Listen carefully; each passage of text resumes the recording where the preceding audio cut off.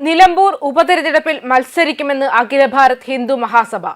BJP. മത്സര രംഗത്തില്ലെങ്കിൽ ഹിന്ദു മഹാസഭ സ്വന്തം സ്ഥാനാർത്ഥിയെ നിർത്തുമെന്ന് അറിയിച്ചിരിക്കുകയാണ് സംസ്ഥാന പ്രസിഡന്റ് സ്വാമി ഭദ്രാനന്ദ.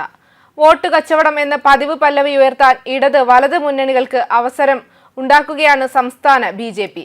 എല്ലാ തിരഞ്ഞെടുപ്പിലും വിജയം നേടിയതുകൊണ്ടല്ല ഈ നാട്ടിൽ ഭാരതീയ ജനതാ പാർട്ടി ഇത്രയും നാളും തിരഞ്ഞെടുപ്പിന് നേരിട്ടതും പടിപടിയായി വളരുന്നതും.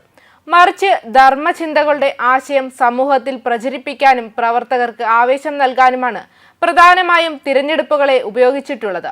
ഇതുപോലും മനസ്സിലാക്കാൻ ശേഷിയില്ലാത്തവരാണോ ഇപ്പോൾ സംസ്ഥാന ബി.ജെ.പിക്ക് നേതൃത്വം നൽകുന്നതെന്ന് ചോദിക്കുകയാണ് സ്വാമി ഭദ്രാനന്ദ.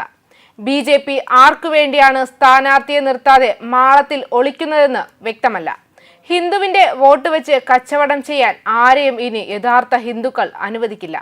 നിലമ്പൂരിൽ ബി.ജെ.പി. ഉചിതമായ സ്ഥാനാർത്ഥിയെ നിർത്തിയില്ലെങ്കിൽ സനാതനികളുടെ അഭിമാനവും അന്തസ്സും സുരക്ഷയും ഉറപ്പുവരുത്താൻ അഖില ഭാരത് ഹിന്ദു മഹാസഭ സ്ഥാനാർത്ഥിയെ നിർത്തുമെന്നും ഏറ്റവും മികച്ച സ്ഥാനാർത്ഥിയെ തന്നെ നിലമ്പൂരിൽ മത്സരിക്കുമെന്നും സ്വാമി ഭദ്രാനന്ദ അറിയിച്ചത്.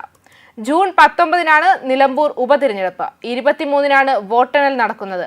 പി.വി. അൻവർ രാജിവെച്ച ഒഴിവിലേക്കാണ് ഉപതെരഞ്ഞെടുപ്പ് നടക്കുന്നത്. ജൂൺ 2-നാണ് നാമനിർദ്ദേശ പത്രിക സമർപ്പിക്കാനുള്ള അവസാന തീയതി. ജൂൺ 5-ന് പത്രിക പിൻവലിക്കാനുള്ള അവസാന തീയതിയാണ്. കേരളത്തിൽ നിലമ്പൂരിലേതടക്കം 4 സംസ്ഥാനങ്ങളിലെ ഉപതെരഞ്ഞെടുപ്പുകളാണ് പ്രഖ്യാപിച്ചത്.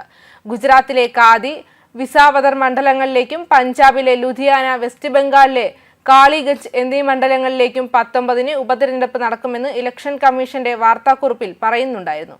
അതേസമയം നിലമ്പൂരിൽ ഉപതെരഞ്ഞെടുപ്പ് പ്രഖ്യാപിച്ചതോടെ സംസ്ഥാനം വീണ്ടും തിരഞ്ഞെടുപ്പ് ചൂടിലേക്ക് കടക്കുകയാണ്. വിവിധ മുന്നണികൾ സ്ഥാനാർത്ഥികളെ ഉടൻ പ്രഖ്യാപിക്കും. വി.എസ്. ജോയ്, ആര്യടൻ ഷൗക്കത്ത് എന്നിവരെയുൾപ്പെടെയുള്ളവരെയാണ് യു.ഡി.എഫ്. പരിഗണിക്കുന്നത്. അതേസമയം സ്ഥാനാർത്ഥിയെ പ്രഖ്യാപിക്കേണ്ടത് ഹൈക്കമാൻഡെന്ന് ആര്യടൻ ഷൗക്കത്ത് പ്രതികരിച്ചു. യു.ഡി.എഫ്. എല്ലാ മുന്നൊരുക്കങ്ങളും നടത്തിയെന്നും അദ്ദേഹം വ്യക്തമാക്കി. നേതാക്കൾ ആശയവിനിമയം തുടങ്ങിക്കഴിഞ്ഞെന്ന് കെ.പി.സി.സി. പ്രസിഡന്റ് സണ്ണി ജോസഫും പറഞ്ഞു. അനുയോജ്യരായ നിരവധി ആളുകളുണ്ട്. ഏറ്റവും നല്ല സ്ഥാനാർത്ഥിയെ പ്രഖ്യാപിക്കും. അൻവറിന്റെ കാര്യം യു.ഡി.എഫ്. തീരുമാനിച്ചിട്ടുണ്ട്. ഉടൻ അദ്ദേഹത്തെ അറിയിക്കുമെന്നാണ് പറഞ്ഞിട്ടുള്ളത്. കേരളത്തിലെ ജനങ്ങൾ ആഗ്രഹിക്കുന്ന ഫലം നിലമ്പൂരിൽ ഉണ്ടാകുമെന്ന് ഷാഫി പറമ്പിലും ഇന്നോ നാളെയോ സ്ഥാനാർത്ഥിയെ ഹൈക്കമാൻഡ് പ്രഖ്യാപിക്കുമെന്നും കെ മുരളീധരനും പ്രതികരിച്ചു. വിജയപ്രതീക്ഷകൾ പങ്കുവെച്ച് ഇടതുമുന്നണിയും രംഗത്തുണ്ട്. സ്ഥാനാർത്ഥിയെ കഴിയുന്നത്ര വേഗം നിശ്ചയിക്കുമെന്നും സ്വതന്ത്രനാണോ അല്ലയോ മത്സരിക്കുക എന്നത് ഉടൻ അറിയാമെന്നും പറയുന്നുണ്ട്. അൻവറിന്റെ നിലപാട് ഇടതുമുന്നണിയെ ബാധിക്കില്ലെന്നും എൽ.ഡി.എഫ്. Convener T P. രാമകൃഷ്ണൻ പ്രതികരിച്ചു. News desk Karma news.